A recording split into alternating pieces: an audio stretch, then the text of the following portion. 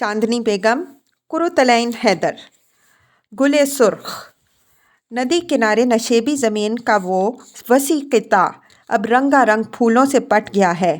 गुले अब्बास, गुले जाफरी, गुले हज़ारा, गुले सदबर्ग, गुलहाय आफ्ताब व महताब बंजार से यहाँ पड़ाव करते हैं और जुम्माद धोबी कपड़े सुखाता है। अपने गधों को फूलों में चरने के लिए छोड़ देता है और अरहर की काश्त भी करता है। कभी कभार कोई शकिस्ता जंग आलूद शय हल की नोक से टकरा जाती है। वो उसे उठाकर गौर से देखता है और मायूसी के साथ दूर फेंक देता है। भुरभुरी मट्टी के अंदर केचुए अपने काम में लगे रहते हैं, सारी उम्र अपने काम में मसरूफ़। खैर, केचुओं की क्या उम्र और क्या ज़िंदगी, मगर वो अपने घर बनाने में जुटे हुए हैं और गीली मिट्टी की नन्ही नन्ही ढेरियाँ बनाते रहते हैं। एक तरफ गवालों और घोंसियों ने सब्जियाँ उगा ली हैं। बहुत ही ज़रख़ेज़ मट्टी है, जिस फसल में जो चाहिए बोइए उगाइए। भारी भरकम सिल्वर ग्रे बाल, स्याह फ्रेम की ऐनक, मुंह में हवाना सिगार, कामयाब और मुतमव्विल बैरिस्टर की क्लासिक तस्वीर। शेख अज़हर अली ज़मीन जायदाद के पेचीदा मुकदमे जीतने के लिए मशहूर थे। बेटा उनका कंबर अली नई चाल का नौजवान, स्टूडेंट्स यूनियन में प्राइवेट प्रॉपर्टी के ख़िलाफ़ धुआंधार तकरीरें करता। बाप के बरअक्स नहीफुल जुस्सा, ज़र्द रू, नाज़ों में पला अकलौता फ़र्जंद, ज़बान में खफीफ सी लुकनत जो लोगों का कहना था कि बाप के रोब दाब की वजह से बचपन में पैदा हो गई थी। इस पर काबू पाने के लिए उसने फ़न तकरीर की मश्क की और रफ्ता रफ्ता स्टूडेंट लीडर बन गया। माँ उसकी बेगम बदरुन्निसा अज़हर अली के बिट्टू बाजी कहलाती थीं। सोशल रिफॉर्मर थीं। ज़नाना जलसों में हुकूक़े निस्वा पर स्पीचें देती। मुमताज़ ख़वातीन के जो वफ़द सुर्ख चीन, यूरोप या मिस्र वग़ैरह भेजे जाते, उनमें शामिल होती थीं। माँ बाप और बेटा अपनी अपनी जगह, तीनों मुकर्रर और ज़बानदान। काजी के घर के चूहे से आने, बैरिस्टर के पुराने मुंशी सोख्ता नामी शायर थे। कुछ लोगों का ख्याल था कि बिट्टू बाजी की पेशे खिदमत अलहम्दु किसी डोमेस्टिक साइंस कॉलेज में लेक्चरर हो सकती है कि वो कोठी के मुलाजिमीन को कंट्रोल में रखने के लिए सुबह से शाम तक फसाहत व बलागत के दरिया बहाती थी। नौकरों का अमला वज़ाक़ता से इस नौका था जैसे लखनऊ के कुम्हारों के बनाए इर्द पेशा के नफीस व नाजुक मुख्तसर तरीन मॉडल आतिशदान पर एक कतार में रखे थे, जिनका सेट अंग्रेज़ एक ज़माने में अपने साथ विलायत ले जाते थे। शाही में ये इलाका शहर से बाहर और बैरिस्टर अली के बुज़ुर्गों की मिल्कियत था। अंग्रेज़ी होते ही इस साहिल पर कोठियाँ बनने लगीं।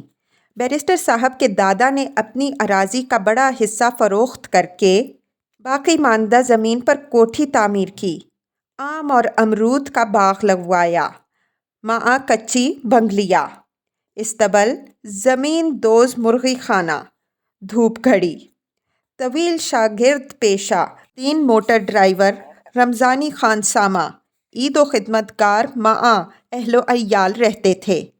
बिट्टो बेगम की पेश खिदमत अलहम्दु बेवा थीं। क्वार्टर के सिरे पर नत्था धोबी और उनके घर वालों की अमलदारी थी। करीब ही उनकी भट्टी भी थी। सामने भंग उगाई थी। भगवान दीन माली और फिटकू चौकीदार बाग के कॉटेज में रहते थे। होली के रोज़ बूटी घूंढते और लहक लहक कर गाते। बिट्टू बेगम भंग की सरसब्ज़ खेती का सफाया करवाती, वो फिर उगाती। भैंसों का बाड़ा किचन गार्डन के नज़दीक था। हिरन और एक नील गाय भी वहीं पले हुए थे, जो कंबर मियाँ के शिकारी दोस्त रघबीर प्रसाद सिंह ने उनको लाकर दिए थे। बैरिस्टर साहब भी शिकारी थे। जंगलों से वापसी पर हिरन के कबाब की दावत की जाती। रमज़ानी जब कबाब बनाते ہمدو فلسفیانہ انداز میں کہتی، اس بے زبان جانور کے نصیب، سادھو اس کی کھال پر بیٹھیں، شاعر اس کی آنکھوں پر گیت بناویں، دکھیا جل کر کباب۔ بعضوں کے نصیب ایسے تھے کہ ان کو ہر چیز میسر بھی کپڑے دھلوانے کے لیے ندی، اپنے باغ کے پھل اور سبزیاں، خدمت کے لیے خانہ زاد ملازم۔ گو اب کچھ چیزیں سرکتی جا رہی تھیں، مثلاً اردو رسم الخط، ترقی پسند تحریک اور خاندانوں کی سالمیت۔ خاندان اب ایسے ہو گئے تھے کہ گویا ناک میں مرغی کا پر، آدھا ادھر آدھا ادھر۔ لب دریا کوٹھی کی چہل پہل میں ارباب چمن شامل تھے۔ طوطے، مینائیں، کوئلیں، لال سرے، بیرسٹر اظہر علی نامور قانون دان، بھٹو باجی مقبول سماجی کارکن، قنبر علی طلباء کے نیتا۔ صبح سے شام تک بھانت بھانت کی خلقت کا تانتا بندھا رہتا۔ پہلے تعلق داران گرامی اپنے لامتناہی مقدموں کے سلسلے میں طویل موٹروں سے برساتی میں اترتے تھے۔ ہندو راجاؤں کے فربا متبنہ بیٹے جو عموماً بیبی کہلاتے تھے، بھگیوں پر سوار، ریشمی کرتے اور جھاگ ایسی جھک سفید دھوتیوں میں ملبوس، ہیرے چمچماتے وارد ہوتے۔ اچانک سین بدلا۔ تعلق داران اور بیگمات ماہ کاروں، پالکیوں اور بھگیوں کے غائب۔ بہت جلد تانگے اور یکے بھی معدوم ہو گئے۔ سائیکلوں اور رکشاؤں کا سیلاب امنڈ آیا۔ ان پر سوار ایسے موکل بستے تھامے برساتی میں داخل ہوتے جن کی املاک کسی ایک عزیز کی پاکستان روانگی کے سبب متروکہ قرار دے دی گئی تھی۔ ان میں بہت سے ایسے تھے جو قبل ازیں موٹروں پر آیا کرتے تھے۔ جو بے دخل کسان متروکہ قرار دیے جانے والے کھیتوں کے سلسلے میں فریاد لے کر آتے، اظہر علی بلا معاوضہ ان کی قانونی امداد کرتے۔ وہ بیچارے اکثر بطور نذرانہ ان کے لیے حلیہ میں تازہ سبزی یا گڑ کی بھیلیاں لے آتے اور انتظار میں صبر سے آم کے درختوں کے نیچے بیٹھے رہتے۔ نماز کا وقت آتا، باغ کے گوشے میں استاد مختصر سی نیم شکستہ مسجد میں جا کر نماز پڑھ آتے اور پھر انتظار میں مصروف ہو جاتے۔ باغ کے دوسرے گوشے میں ندی کے رخ پیپل کا بوڑھا درخت تھا۔ اس کی جڑ میں کسی زمانے میں کسی نے ندی سے نکال کر ایک سیاہ گول پتھر نصب کر دیا تھا۔ گردا گرد لکھوری اینٹوں کا چبوترا۔ منشی بھوانی شنکر، بھگوان دین اور پھٹکو وہاں پوجا پاٹ کرتے۔ بے دخل کسانوں کے علاوہ کوٹھی پر نان و نفقہ کی محتاج متعلقہ برقع والیوں کا ہجوم بڑھا۔ دو رویہ لالا کے پودوں کے درمیان سے گزرتی خاموش سیاہ پوش عورتیں، ادب نواز قنبر علی کو وہ برقع کی کسی ہیبت ناک اسپینش ٹریجڈی کے کردار معلوم ہوتیں۔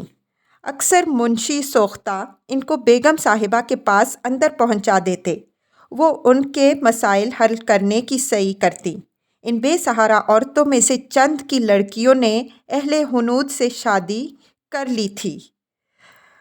بھٹو بیگم کے کمرے میں الحمدو استنبولی قالین پر بیٹھ کر حسن دان سامنے رکھے سب کے لیے پان لگاتیں اور اظہار خیال کرتی جاتیں۔ بیگم صاحب، برے کیا کرو، لڑکے گولر کا پھول ہوئے جا رہے ہیں، سب چلے گئے۔ نقرئی تھالی میں پان رکھ کر بیگم صاحب کو پیش کرتیں، وہ برقع والیوں کو دیتیں جو انگلیوں میں گلوریاں تھام جھک کر تسلیم عرض کرتیں، اور ان میں سے کوئی ایک کہتی، اللہ بٹو باجی ہماری 4 لڑکیاں گھر میں بیٹھی ہیں، کوئی رشتے بتلائیے۔ وہ سوچتیں اللہ رکھے ہمارا ایک ہی لڑکا ہے، یہ دکھیاری لڑکیاں بے شمار، ان میں سے کسی ایک کو بیاہ لاویں تو کتنا ثواب کمائیں۔ قنبر علی اپنے والد کے ان موکلوں کی پریشان صورتوں کا مشاہدہ کرتے کرتے ہی اپنے سیاسی خیالات میں زیادہ کٹر ہوتے گئے۔ انگریز سے آزادی، بورژوا جمہوریت، سب بکواس۔ اب ان کے میاں جان یہ توقع کس طرح کر سکتے تھے کہ وہ راجہ انوار حسین آف 3 کٹوری کی سب سے چھوٹی بیٹی صفیہ سلطانہ سے شادی کریں گے، جن کی ان سے ٹھیکرے کی مانگ تھی۔ چلے چلو کہ وہ منزل ابھی نہیں آئی۔ راجہ صاحب کے ایک پرکھے نے کیتھ کے جنگل میں کسی پاپیادہ تشنا کام گدڑی پوش کو 3 کٹوری ستو پلایا تھا۔ کہتے ہیں وہ درویش ایک پوشیدہ ولی تھے۔ خدا کا کرنا ایسا ہوا کہ چند روز بعد ہی ان کے پرکھے کو بادشاہ وقت نے جاگیر عطا کی، جو ریاست 3 کٹوری کہلائی۔ راجہ انوار حسین کے بدخواہ ان کی 3 صاحبزادیوں کو 3 کٹوریوں کے نام سے یاد کرتے۔ بڑی زرینہ سلطانہ عرف جینی کی شوہر سے ٹھنی رہی، وہ کراچی چلے گئے۔ جینی ماں اپنے بچوں شہلا، آمنہ اور پرویز میکے میں رہتی رہیں۔ منجلی پروین عرف پینی کا BA کرتے ہی ٹیلی فون پر عقد ہوا، وہ بھی کراچی سدھاریں۔ چھوٹی صفیہ نہایت خوش شکل تھیں اور اعلیٰ تعلیمی یافتہ، لیکن 9 عمری میں پولیو نے ان کا بایاں ہاتھ بیکار کر دیا تھا۔ سفید رنگ کا 3 کٹوری ہاؤس اور بیرسٹر اظہر علی کی پیلی کوٹھی تقریباً آمنے سامنے واقع تھیں۔ بیچ میں رو پہلی ندی۔ صفیہ کی سہیلیاں کبھی گنگناتی، دھیرے بہو ندیا دھیرے بہو، ہم اتر باپار، تو پہلے وہ مسکرا دیتی تھیں، اب چڑھنے لگی تھیں۔ پروین باجی کراچی سے آتیں تو شاکی رہتیں۔ وہاں ہم سے لوگ طنزاً کہتے ہیں کہ تمہارے ہاں تو سب مسلمان لڑکیاں ہندوؤں سے شادی کر رہی ہیں، اپنی چھوٹی بہن کی خیر مناؤ۔ ہم بہت سمجھاتے ہیں کہ 8 کروڑ کی آبادی میں گنتی کی چند لڑکیوں نے ایسا کیا ہے تو اس کا کلیہ نہ بنائیے۔ 8 کروڑ میں آدھی اگر عورتیں ہیں اور ان میں سے نصف بن بہائی تو ان کے خیال میں 2 کروڑ لڑکیوں نے، مگر اصل اعداد و شمار کون دیکھتا ہے؟ رانی سولت زمانی یہ سب سن کر دہلا کرتیں۔ صفیہ چیں بچیں بیٹھی رہتیں۔ بڑی بجیا زرینہ سلسلہ گفتگو آگے بڑھاتیں۔ اور ہمارے ہاں کے تو بیسٹ فیملیز کے عمدہ ترین لڑکے جو یہیں موجود ہیں، انڈیا میں ایک سے ایک اچھے عہدوں پر، وہ ادبدا کر ہندو لڑکیوں سے شادیاں کر رہے ہیں۔ کالج، دفتر، کلب، ہر جگہ تو وہی ان کو ملتی ہیں۔ اپنی لڑکیوں کو دم پخت رکھیے گا تو یہی ہوگا۔ انہی کو بیچاری فینی کو آپ لوگوں نے قلعہ بند کر رکھا ہے۔ پروین عرف پینی جواب دیتیں، وہ کراچی میں رہ کر بہت ماڈرن ہو گئی تھیں، وہاں جم خانہ کلب میں جا کر بال روم ڈانس بھی کرتی تھیں۔ تنگ آ کر صفیہ سلطانہ عرف فینی نے 3 کٹوری ہاؤس کی دوسری منزل پر سینٹ جانز کانوینٹ کا بورڈ لگایا اور اسکول کھول لیا۔ بیگم بدر النساء اظہر علی کو نئے ہندوستان میں جہالت اور بے وقوفی اور احمقانہ مغرب پرستی کے اس سیلاب نے از حد دلگیر کر رکھا تھا۔ ایک شام رانی صاحبہ سے ملنے آئیں تو برساتی پر اسکول کا بورڈ لگا دیکھا، اندر گئیں، صفیہ کو آڑے ہاتھوں لیا۔ غضب خدا کا بٹیا، تم تو خود سینٹ ایگسٹین کی تعلیم یافتہ ہو، اتنی جاہل ہو گئی، کیا تم کیتھولک نن بن گئی ہو اور یہ خانقاہ قائم کی ہے پوپ آف روم سے اجازت لے کر؟ آخر یہ تم سب کو کیا ہوا ہے؟ دھڑا دھڑ یہ بوگس کانوینٹ کھل رہے ہیں۔ صفیہ نے چڑھ کر جواب دیا، بٹو چچی، انگلش میڈیم اسکول اگر کانوینٹ نہ کہلاویں تو لوگ اپنے بچے نہیں بھیجتے۔ اب تو یہاں درگاس کانوینٹ اور ابراہیم لنکن کانوینٹ بھی کھل گئے ہیں۔ اور چچی، میں ابھی پروین باجی کے پاس کراچی گئی تھی، وہاں بھی گلی گلی کانوینٹ نظر آئے۔ وہ تو اسلامی ملک ہے، خود پروین باجی کی چچیری نند نے اسکول کھولا ہے، اس کا نام رکھا ہے پاک کانوینٹ۔ بٹو باجی سر تھامے بیٹھی رہیں۔ محکمہ تعلیم بھی اس کوڈز مغزی اور دھاندلی پر معترض نہیں۔ صفیہ نے جواب نہیں دیا۔ بے وقت کی راگنی چھیڑنا بٹو چچی کی پرانی عادت تھی، ہمیشہ کسی نہ کسی اصلاح کے در پہ۔ یہ نہیں کہ اپنے ہیرو بیٹے کو کچھ نصیحت کریں۔ یونیورسٹی چھوڑنے کے بعد ندیا کے پار بسنے والے سیاں جی بیری ہو گئے۔ نظام کوہنا کے خلاف اعلان جنگ کر دیا۔ اس غرض سے ایک 15 روزہ رسالے نکالنے کا ارادہ کیا۔ باپ نے لاڈلے بیٹے کو ایک بے ضرر سے مشغلے میں لگائے رکھنے کے لیے رسالے کے لیے وافر اکاؤنٹ کھول دیا۔ وہ پنڈت جواہر لال نہرو کا گولڈن ایرا تھا۔ پرچے کا نام بھی اسی مناسبت سے ریڈ روز رکھا۔ میگزین نکلتے ہی ہٹ ہو گیا۔ 3 کٹوری ضبط ہو چکی تھی، مگر راجہ صاحب ایک چھوٹے سے پہاڑی ہوٹل اور کیتھ کے ایک جنگل کے ہنوز مالک تھے۔ فرزند ارجمند ابرار میاں عرف بابی کی نسبت ایک کلیکٹر صاحب کی دختر سے طے ہو گئی تھی، جو چاہتے تھے کہ ریٹائر ہو کر علی گڑھ میں سیٹل ہونے سے قبل اپنے فرض سے سبکدوش ہوں۔ دونوں جانب تیاریاں شروع ہوئیں۔ بیٹو باجی سماج سدھار کرتے کرتے تھک گئی تھیں۔ ربع صدی قبل یہ فریضہ اپنے ذمے لیا تھا۔ اس وقت ان کی سمجھ میں نہ آیا تھا کہ کہاں سے شروع کریں، لیکن نہایت مخلص قوم پرست خواتین کا ایک گروہ وہ ان کے ساتھ تھا۔ سب انواع و اقسام کی اصلاحات میں جٹی رہی تھیں۔ وہ عہد بھی یک لخت معدوم ہو گیا۔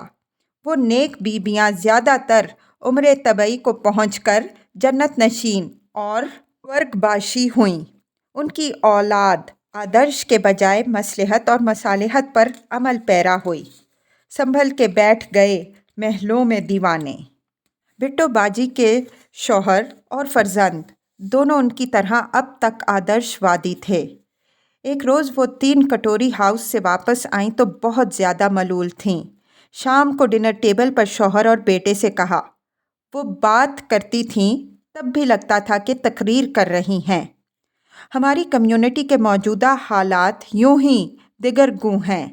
اوپر سے کاہلی، بیزاری، پست ہمتی نے لٹیا ڈبو دی، اور جو پیسے والے ہیں ان کے ہاں وہی اللے تللے۔ ایک تو صفیہ سلطانہ کا کانوینٹ اسکول دیکھ کر جان جلی۔ بابی میاں کے بیاہ کی تیاریوں میں جو روپیہ وہ لوگ بہا رہے ہیں، اس سے تو نادار عورتوں کے لیے ایک انڈسٹریل ہوم کھول سکتے تھے۔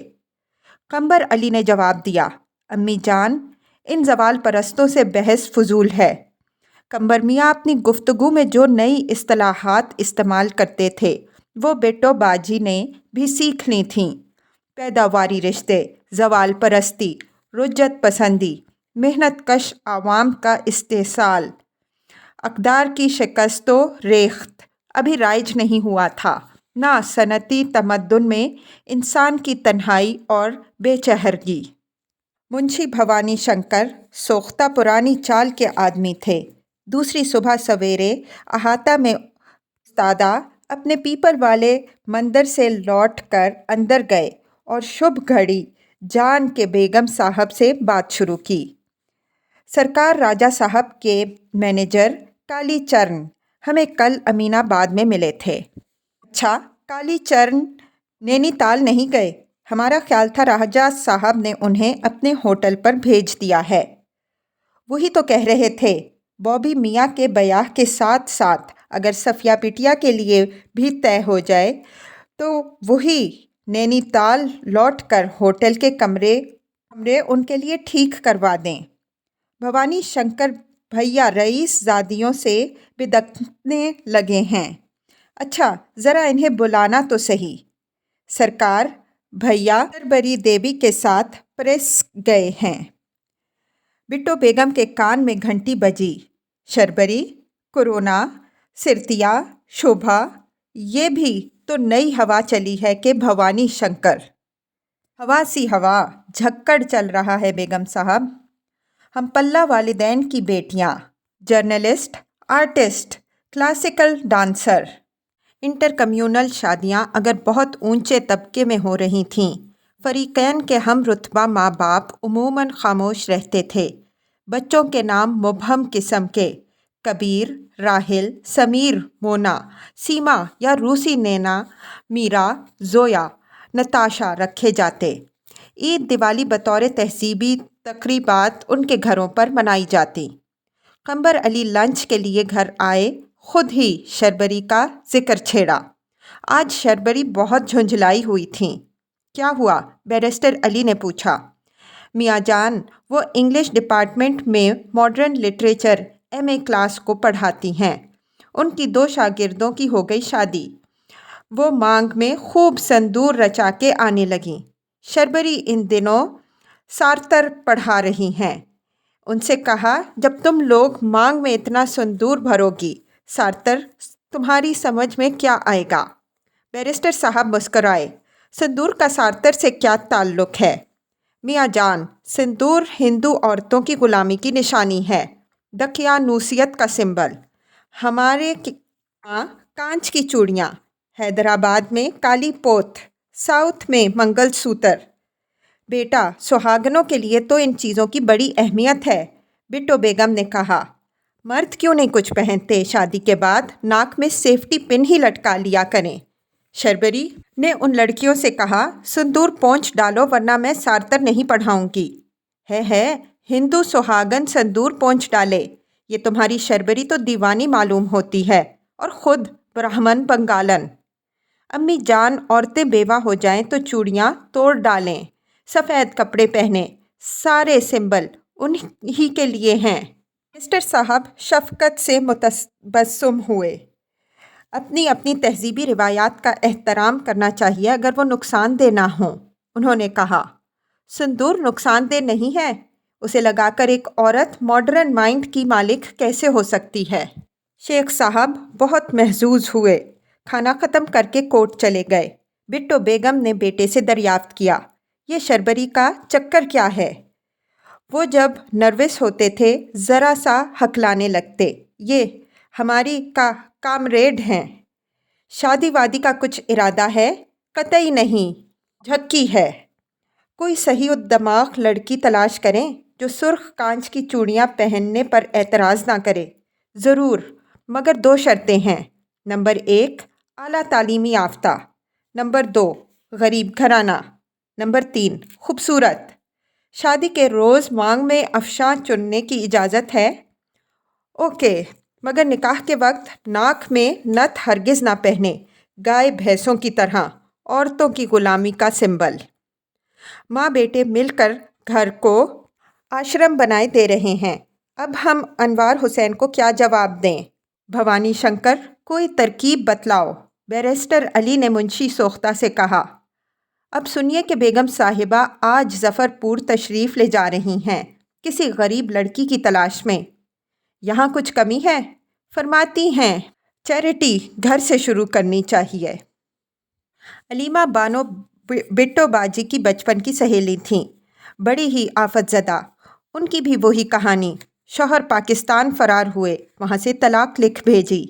علیمہ بانو نے میٹرک شادی سے پہلے کیا تھا، اب B A B T, school میں نوکری کر کے بیٹی کو ایم اے بی ایڈ کروایا۔ دونوں ماں بیٹیاں قصبہ ظفر پور میں اپنے آبائی کھنڈر کے سالم 2 کمروں میں رہتی تھیں۔ دونوں ماں بیٹیاں قصبہ ظفر پور میں اپنے آبائی کھنڈر کے سالم 2 کمروں میں رہتی تھیں اور ایک پرائیویٹ کالج میں پڑھا رہی تھیں۔ کالج کی مالک اور پرنسپل 150 ماہانہ کی رسیدیں ان سے لیتیں اور 80 روپے دونوں کو تھما دیتیں۔ ظفر پور بٹو بیگم کا میکہ تھا۔ حسب معمول اپنے چھوٹے بھائیوں کے گھر اتریں، علیمہ بانو سے ملنے گئیں، ان سے کچھ گول مول بات کی۔ علیمہ بانو کو اپنے کانوں پر یقین نہ آیا۔ بٹو باجی نے ان کی لڑکی کو اس کے بچپن کے بعد اب دیکھا۔ بہت پیاری شکل کی بچی تھی، بس ایک نقص ضرور تھا، موٹے شیشوں کی اینک نے آدھا چہرہ چھپا رکھا تھا۔ خیر، دھبے تو چاند پر بھی ہیں۔ قمبر علی بھی تو کوئی آئل پینٹنگ نہیں تھے۔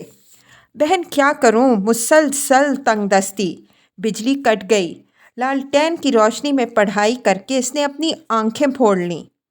بٹو خاموش رہیں۔ بچی ہر لحاظ سے اچھی تھی، قمبر کی تینوں شرائط پر پوری اترتی تھی۔ علاوہ ازیں غریب گھر کی لڑکی دب کے رہے گی، तस्वीर जिसमें वो एमए का गाउन पहने डिग्री का रोल हाथ में लिए खड़ी थी, लखनऊ वापस आकर कंबर मियाँ को दिखाई। तस्वीर में उसने ऐनक उतार दी थी। कंबर मियाँ देखते के देखते रह गए। बस ऐसी लड़की तो हम चाहते हैं, आला तालीमी याफ्ता और मेहनत कश तबके से ताल्लुक़ रखने वाली। ऐसा वैसा मेहनत कश, एक तालीमी शार्क कॉलेज प्रिंसिपल के रूप में इन माँ बेटियों का और उनकी ऐसी बहुत सी टीचरों का इक्तिसादी इस्तेहसाल कर रही है। बिट्टो बेगम ने फिर एकदम तकरीर शुरू कर दी। तुम अगले शुमारे में प्राइवेट इदारों के इस एक्ट पर एक पुरजोर नोट भी लिखो। यकीनन अम्मी, जनिया और हम पहली फुर्सत में आपके साथ जफ़रपुर भी चलेंगे। इस बहादुर बाहिम्मत सिपाही लड़की से मिलेंगे और अगर पसंद आई, और क्या वजह है कि पसंद ना आए, तो इससे शादी भी करेंगे। बैरिस्टर अजहर अली कमरे में आ चुके थे। कंबर अली के बाहर जाने के बाद उन्होंने बीवी से पूछा, ये तुम लोग क्या अड़ंग बड़ंग गुफ्तगू कर रहे थे? आप देखते जाइए। फ़िलहाल शरबरी बेबी की तरफ से ध्यान हटाने को ख्याल अच्छा है। कंबर मियाँ सालाना रेड रोज़ की तैयारियों में बेतरह मसरूफ़ थे। जफ़रपुर वाली लड़की के इस तज़किरे को फरामोश किया। उनकी वालिदा अपने बैरूनी सफ़र के बंदोबस्त में मुनहमिक हुईं। ख़वातीन की आलमी कॉन्फ्रेंस में शिरकत के लिए जेनेवा गईं। मास्को और ताशकंद से होती हुई लौटी तो शौहर को मफलूज पाया। बैरिस्टर अजहर अली 6 महीने की अलालत के बाद खुदा को प्यारे हो गए। बिट्टो बाजी चुने हुए अबरक के रंगीन दुपट्टे, नफीस रेशमी करारे, कानों में चंबेली के फूलों, कलाइयों में सुर्ख या सब्ज़ कांच की चूड़ियाँ, खुश रंग कीमती साड़ियाँ पहनने अपनी खुश लिबासी के लिए मशहूर थीं। अब सफ़ेद खादी सिल्क की साड़ी या सफ़ेद करारे के जोड़े में मलबूस बुझ कर रह गईं। रानी सौलत ज़मानी दूसरी सहेलियों और सबसे ज़्यादा अलहम्दो के असरार पर अल्लाह रखे जवान बेटे की माँ हैं, खुदा उसकी हज़ारी उम्र करे। उन्होंने कांच की चूड़ियाँ अलबत्ता नहीं तोड़ीं। इद्दत गुजार कर अपना गम गलत करने के लिए ज़्यादा तुंदही से फलाही सरगर्मियों में मशगूल हो गईं। हुकूक़ निस्वां पर मुनक्किद होने वाले एक सेमिनार की सदारत करने दिल्ली गईं। वापसी पर जफ़रपुर उतरीं। कस्बे के रेलवे स्टेशन से बाहर आकर तांगा किया। भाइयों के मकाम पर पहुंची। सदर दरवाजे पर मोटा ताला पड़ा था। धक से रह गईं। एक जोलाहा पीठ पर गढ़ा लादे आवाज़ लगाता गली में से गुजरा। उनको देखकर चुप रहा, सलाम करके आगे निकल गया। बिट्टो बेगम का सर चकराया, आंखों तले अंधेरा छा गया। टांगे का डंडा पकड़ा, कोचवान को दूसरे मोहल्ले का पता बताया जहां एक दूर के रिश्तेदार रहते थे। बन्ने चचा बरसाती में मूंढा बिछाए रोज़नामा कौमी आवाज़ पढ़ रहे थे। बिट्टो के सलाम का जवाब देकर उस जोलाहे की तरह वो भी खामोश रहे। फिर आहिस्ता से बोले, क्या बतलाएं बिट्टो भी, हमने बहुत मना किया मगर माने ही नहीं। कहने लगे फ़ौजें आमने सामने ठनी खड़ी हैं, इससे पहले कि रास्ते बंद हो जाएं। हमने बहुत समझाया, मियाँ यहाँ जमे जमाए बैठे हो, मगर उन पर धुन सवार थी। बड़े तो बेटी की चाहत में गए, ब्याह कर इतनी दूर क्वेटा भेजी। जब से उठते बैठते माँ बाप उसे याद करेंगे। ऊपर से उसकी बीमारी का तार आया, बस एकदम चल पड़े। छोटों ने कहा, चलिए हम भी आपके साथ चलिए। मुझे इत्तला तो कर देते, ऐसे खून सफ़ेद हुए। नहीं बेटो, उनके 40वें में सब आए थे, तब भी जिक्र ना किया। नहीं बेटो, जिक्र इसलिए नहीं किया कि तुम रोकती, इसरार करती कि ना जाओ। वो तुम्हारा दिल नहीं तोड़ना चाहते थे। अब तो बड़ा दिल जोड़ कर गए हैं। बिट्टो बेगम ने सिसकी भरी। बन्ने चचा ने उनके कंधे पर हाथ रखा। चलो अपनी चची के पास चलकर आराम करो।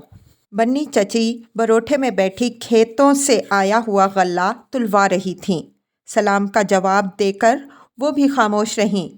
बिट्टो उनके नज़दीक पीढ़ी पर बैठ गईं। पिछली बार यूरोप जाते हुए रुकी थीं। मंजिले का कुछ सामान बंधा देखा। उनकी दुल्हन फ़ौरन बोली, ताल की तैयारी है। میں نے یہ نہ سوچا کہ یہ پہاڑ کا کون سیزن ہے۔ اس کا مطلب ہے انتظامات جبھی سے شروع کر دیے تھے۔ گولو نے چائے کی ٹرے لا کر فرش پر رکھ دی۔ وہاں مکھیاں بن بنانے لگیں۔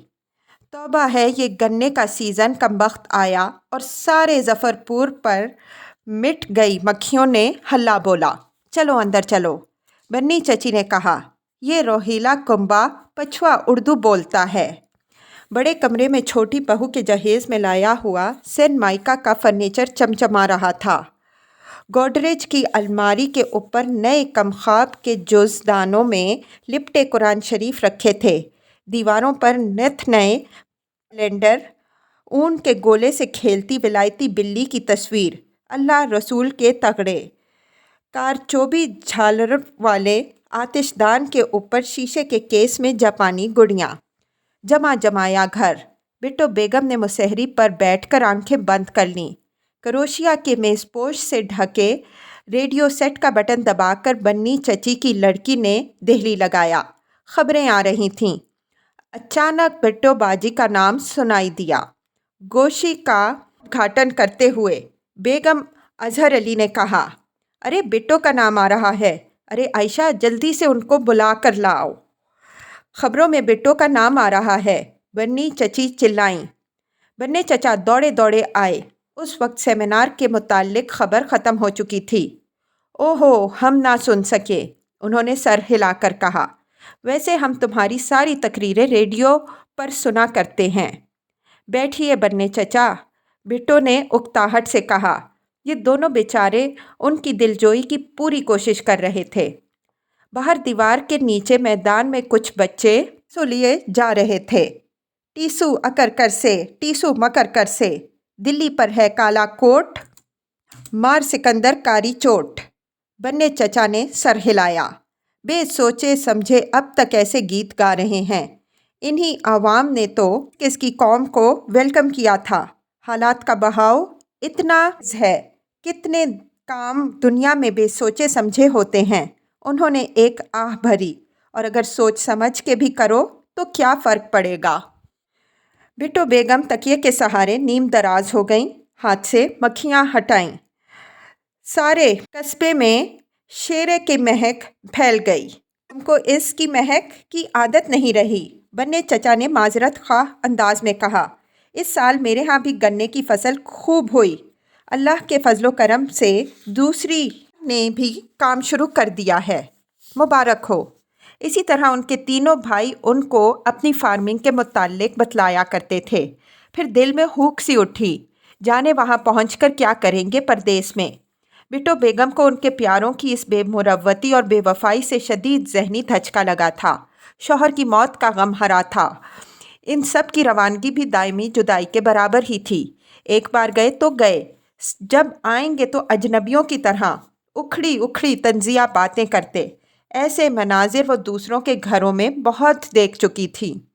شام کو انہوں نے پرچہ بھیج کر اپنی سہیلی علیمہ بانو کو بلوا بھیجا۔ اندھیرا پڑے وہ آئیں۔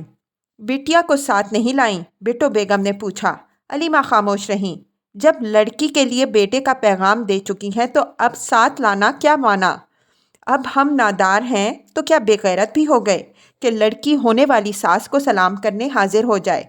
یا یہ ولایت کے چکر لگا لگا کر خود بھی انگریز ہو گئی ہیں؟ بٹو نے کہا، علیمہ وہ سب بھاگ گئے، تم کو بھی اطلاع نہ دی۔ علیمہ بولیں، وہ مجھ سے کون سے تعلقات استوار رکھتے تھے؟ معاف کرنا بٹو، تمہاری بھاوجیں بھتیجیاں تم سے بہت مختلف تھیں۔ ہم مفلسوں سے ان کا کیا میل؟ بٹو نے کوئی جواب نہ دیا، ہاتھ ہلا ہلا کر چہرے سے مکھیاں اڑاتی رہیں۔ پھر آہستہ سے بولیں، علیمہ میرے میاں اللہ کے گھر گئے، میں کے والے پردیس سدھارے، اب تم میری منہ بولی بہن ہی یہاں رہ گئی ہو۔ چلو خیر، اب ہم تم ہی مل بانٹ کر زندگی گزار لیں گے۔ علیمہ نے سر ہلایا۔ دل میں امید کی شمع روشن ہوئی۔ اب تو یقیناً یہ بہت جلد میری بچی کو بہو بنا کر لکھنؤ لے جاؤیں گی۔ بٹو کچھ نہ کہہ پائیں۔ یک بارگی پھر رونے کا دورہ پڑا، ہچکی بندھ گئی۔ بنی چچی باورچی خانے سے بھاگی آئیں۔ بننے چچا باہر سے آ کر دروازے میں ٹھٹک گئے۔